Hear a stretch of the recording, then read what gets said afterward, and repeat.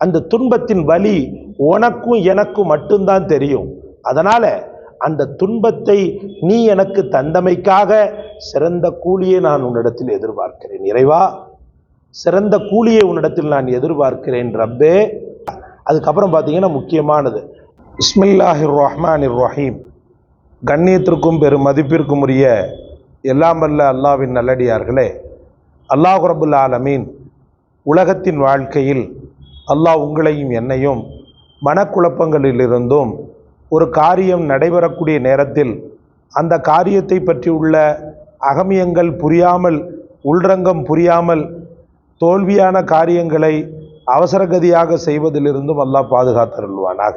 நிதானத்தோடு சமயோகித அறிவோடு ஒவ்வொரு காரியங்களிலும் ஈடுபடுவதற்கும் அந்த காரியங்கள் படைத்தவனால் திருப்திகரமானதாக ஆவதற்கும் அல்லாஹ் தௌஃபீக் செய்வானாக.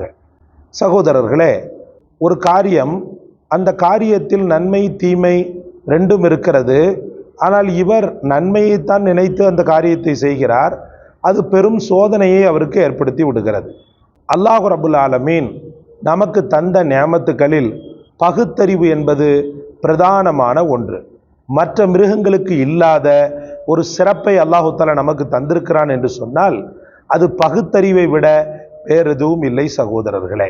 இந்த பகுத்தறிவு எப்படிப்பட்டது என்றால், அல்லாஹு அக்பர், இந்த பகுத்தறிவின் மூலமாக காரியங்களில் துல்லியமாக கணித்து, காரியங்களை துல்லியமாக கணித்து அதை அழகுபட செய்ய முடியும். இந்த பகுத்தறிவு அல்லாஹ்வை புரிந்து, அவன் ஞானங்களை புரிந்து, அவனால் விளக்கப்பட்ட காரியங்களை தூரமாக்கிவிட்டு அவனால் ஆசீர்வதிக்கப்பட்ட காரியங்களை செய்ய வைக்க முடியும். நபிகள் நாயகம் முஹம்மது ரசூலுல்லாஹி ஸல்லல்லாஹு அலைஹி வஸல்லம் அவர்கள் மார்க்க கல்வி என்று நமக்கு போதித்ததை மிக எளிதாக புரிந்து கொள்ள முடியும். எக்ஸட்ரா சொல்லிக்கொண்டே இருக்கலாம். இந்த பகுத்தறிவு சில நேரத்தில் சருகிவிடக்கூடிய ஒரு சூழ்நிலையும் இருக்கிறது சகோதரர்களே. ஏன்னா அல்லாஹ் மட்டும்தான் ஆகப்பெரிய அறிவாளி. அந்த ஞானமானவன் இந்த உலகத்தின் வாழ்க்கையில் மனிதர்களாக படைக்கப்பட்டவர்களை சில பல நேரங்களில் அந்த பகுத்தறிவை கொண்டே சருக வைப்பான். இது அவனுடைய வல்லமையை எடுத்து காட்டக்கூடிய ஒன்றாக இருக்கிறது.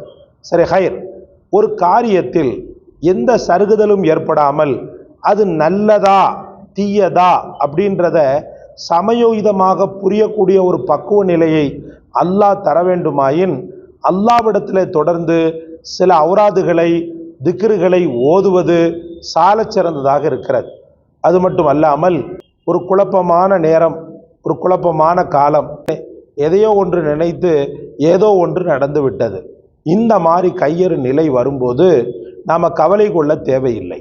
ஒரு விஷயத்தில் சருகிவிட்ட நாம் அடுத்து தூக்கி நிறுத்தப்பட, ஒரு விஷயத்தில் தோல்வியடைந்த நாம் அடுத்த விஷயத்தில் வெற்றி வாகை சூட அல்லாஹ்வினால் தரப்பட்ட ஒரு வரம், அதிலும் கண்மணி முஹம்மது ரசூலுல்லாஹி ஸல்லல்லாஹு அலைஹி வஸல்லம் அவர்களை நமக்கு சொல்ல வைத்த ஒரு பெரும் நியாமத்.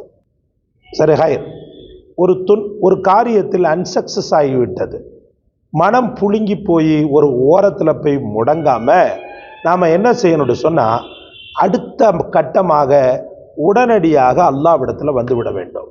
அந்த காரியத்தில் தோல்வி ஏற்பட்ட உடனேயே 4 பேர்த்திட்ட போய் புலம்புறதுக்கும் 4 பேர்த்திட்ட போய் மஷோரா பண்ணுறதுக்கும் பதிலாக படைத்தவனிடத்தில் என்ன செஞ்சாருன்னு வந்தாரணும். 2 ரக்காத் இஸ்திகாரா, அந்த இஸ்திகாராவை தொழுதுட்டு, ரப்பே, ஒரு காரியத்தில் நான் ஈடுபட்டேன், அந்த காரியம் எனக்கு அன்சக்சஸாக ஆயிடுச்சு, என்னால் தாங்க முடியல, என்னால் தூங்கவும் முடியலை, உன்னிடத்தில் பிரதி உபகாரமாக நான் பெரிய நியாமத்தை எதிர்பார்க்கிறேன், அடைந்த தோல்விக்கு பதிலாக அதிகப்படியான வெற்றியை உன்னிடத்தில் நான் எதிர்பார்க்கிறேன் அப்படின்னு சொல்லிட்டு அதோட இருந்துடாம அந்த 2 ரக்காத் இஸ்திகாரா தொழுத பிறகு எங்கள் நாயகம் முஹம்மது ரசூலுல்லாஹி ஸல்லல்லாஹு அலைஹி வஸல்லம் அவர்கள் மீது ஸலவாத்தை ஓதி விடுவது. ஓதி முடித்த உடனே குறைந்தபட்சம் 3, கூடியபட்சம் 11 ஸலவாத்தை சொல்கிறேன். ஓதி முடித்த உடனே இந்த வாசகத்தை சொல்லுங்க. வாசகத்தை சொல்லும்போது கையை இப்படி ஏந்திடுங்க. சொல்லுங்க, இன்னா லில்லாஹி வ இன்னா இலைஹி ராஜிஊன், அல்லாஹும்ம அஜுர்னி ஃபீ முசீபத்தி வஹ்லுஃப்னி கைரம் மின்ஹா. திரும்பவும் சொல்கிறேன், இன்னா லில்லாஹி வ இன்னா இலைஹி ராஜிஊன். அல்லாஹும்ம அஜுர்னி ஃபி முசீபத்தி வஹ்லுஃப்னி கைரம் மின்ஹா. திரும்பவும் சொல்கிறேன், இன்னா லில்லாஹி வ இன்னா இலைஹி ராஜிஊன். அல்லாஹும்ம அஜுர்னி ஃபி முசீபத்தி வஹ்லுஃப்னி கைரம் மின்ஹா.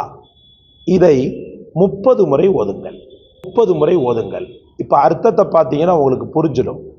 இன்னா லில்லாஹி வ இன்னா இலைஹி ராஜிஊன்.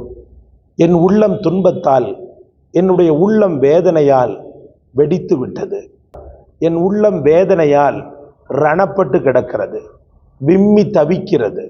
என் இறைவனே, நாங்கள் அனைவருமே நிச்சயமாக உண்டத்தில் மீளக்கூடியவர்கள், உனக்கானவர்கள் அப்படின்னு பொருள்படக்கூடிய இன்னா லில்லாஹி வ இன்னா இலைஹி ராஜிஊன். அதுக்கப்புறம் பார்த்தீங்கன்னு சொன்னால், ஐயா நான் ஏந்தியே ஓதணும்னு சொல்லிட்டு சொன்னேனே, அதனுடைய சூட்சுமம் இதுதான். அது ஒரு துவா. அல்லாஹும்ம அஜுர்னி ஃபி முசீபத்தி. இந்த முசீபத்திற்கு சிறந்த கூலியை எனக்கு தா இறைவனே. துன்பத்தை தாங்கிக்கிட்டேன்ல, நீ ஏற்படுத்திய அந்த நியதியை நான் புரிந்து கொண்டேன். நான் யார்கிட்டையும் போய் ஒப்பாரி வைக்கல, நான் யார்கிட்டையும் போய் குறை சொல்லலை. நான் நீ ஏற்படுத்திய அந்த துன்பத்தை மெண்டு முழுங்கி, நீ ஏற்படுத்திய அந்த துன்பத்தை மெண்டு முழுங்கி என்னுடைய நிலை மாறாம, என் இயல்பு கெடாம நான் என்னை பார்த்து கொண்டேன். அந்த துன்பத்தின் வலி உனக்கும் எனக்கும் மட்டும்தான் தெரியும். அதனால அந்த துன்பத்தை நீ எனக்கு தந்தமைக்காக சிறந்த கூலியை நான் உன்னிடத்தில் எதிர்பார்க்கிறேன். இறைவா, சிறந்த கூலியை உன்னிடத்தில் நான் எதிர்பார்க்கிறேன் ரப்பே. அதுக்கப்புறம் பார்த்தீங்கன்னா முக்கியமானது, வஹ்லுஃப்னி கைரம் மின்ஹா. இழந்த அந்த இழப்பை விட சிறந்த சிறப்பை எனக்கு தான். நான் இழந்துட்டேன், நான் இழந்ததுக்காக உன்னை நான் எந்த காலத்திலும் நான் குறைப்பட்டுக்கல. 4 பேர்த்திட்ட போய் உன்னுடைய புகழை, உன்னுடைய கண்ணியத்தை நான் குறைக்கலை. அதனால எனக்கு சிறந்ததை தாண்டு உரிமையோடு ரப்புல் ஆலமீன் இடத்துல கேட்கிறார். இதை கேட்ட உடனே அல்லாஹ்வுடைய உள்ளமெல்லாம் பூரித்து போகும். யார்கிட்டையுமே என்னை பற்றி பேசாம, யார்கிட்டையுமே என்னை பற்றி குறைப்படாம, எனக்காக என் அடியான் பொருந்தி கொண்டு என் தர்பாரில் உட்கார்ந்து மண்டியிட்டு மனதால அழுது பிராபலித்து கேட்கக்கூடிய இவனுக்கு மிகச்சிறந்ததை கொடுங்கன்னு மலக்களை ஏவிடுவான். இந்த இன்னா லில்லாஹிக்கு ஒரு இதே இருக்குது. இன்னா லில்லாஹி வ இன்னா இலைஹி ராஜிஊனுக்கு ஒரு பெரிய சரித்திரமே இருக்குது. அதை இன்ஷா அல்லாஹ் இன்னொரு நேரத்தில் சொல்கிறேன். அப்போ இந்த வார்த்தையை கேட்ட மாத்திரத்திலேயே ரப்பின் உள்ளம் குளிர்ந்து மலக்குகளை வைத்து அந்த காரியத்தை மிகச்சிறந்ததாக பிரதியுபகாரமாக அல்லாஹ் தந்து விடுவான். சகோதரர்களே, அதனால கவலைப்பட வேண்டாம், கஷ்டப்பட வேண்டாம், காரியத்தில் தோல்வி அடைஞ்சிட்டனே என்று சொல்லி மூளையில் போய் முடங்க வேண்டாம். வேதனையால் விம்மி தவிக்கின்ற மக்கள் அனைவருக்குமான வசீஃபாவை சத்திய தூதர் சன்மார்க்க நபி ஹஜரத் முஹம்மது ரசூலுல்லாஹ் தந்தாங்க. இந்த காணொளி உங்களுக்கு பிடிச்சிருக்குன்னு நினைக்கிறேன். லைக் பண்ணுங்க, ஷேர் பண்ணுங்க, சப்ஸ்கிரைப் பண்ணுங்க. எல்லாவற்றை விட மேலாக இந்த வசீஃபாவை கண்டெடுத்து தங்களுக்கு சொன்ன எமக்காக துஆ செய்ய மறந்துடாதீங்க. ஜஸாக்கல்லாஹ்.